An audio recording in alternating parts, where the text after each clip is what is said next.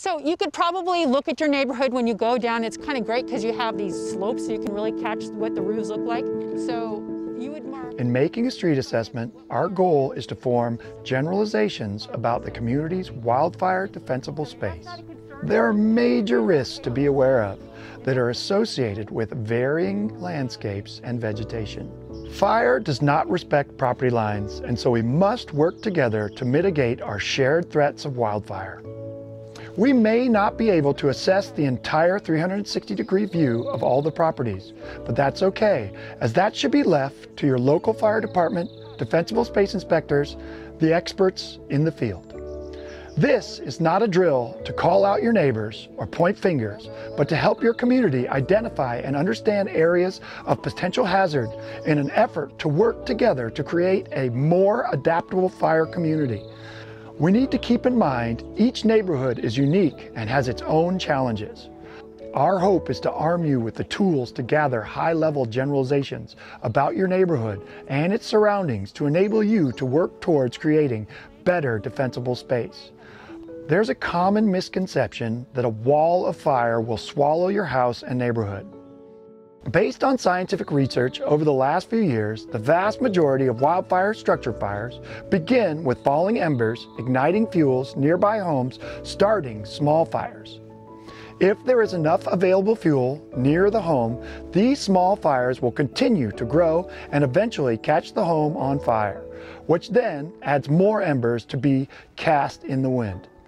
During a wildfire, homes are most vulnerable to wind-blown embers. When assessing a property, it is helpful to think about what kindles fire. What will a wind-blown ember ignite when it lands near a structure? Think about when you have built a campfire or fire in a fireplace. If you start with one large log, it is difficult to build a fire. One must create a small fire first by utilizing tiny twigs and paper that burn easily and quickly. After you build a small fire, this will grow and eventually ignite the larger branches. Then, once the fire is really going, you can add a large piece of wood, such as a log. Without the small, dry kindling fuels, the fire's growth rate is minimal. Wildfires cast flying embers, which can sometimes travel over a mile with high winds. These embers will ignite fuels that are dry, small, and loose more easily than larger, denser fuels. So when you're assessing your neighborhood from the street, you want to look for any fuels that could ignite, grow, and threaten a structure. We encourage everyone to start their evaluation at ground zero or the zero zone. We must start by looking at the home or foundation and working our way out. The zero zone extends 0 to 5 feet from your house or any structure.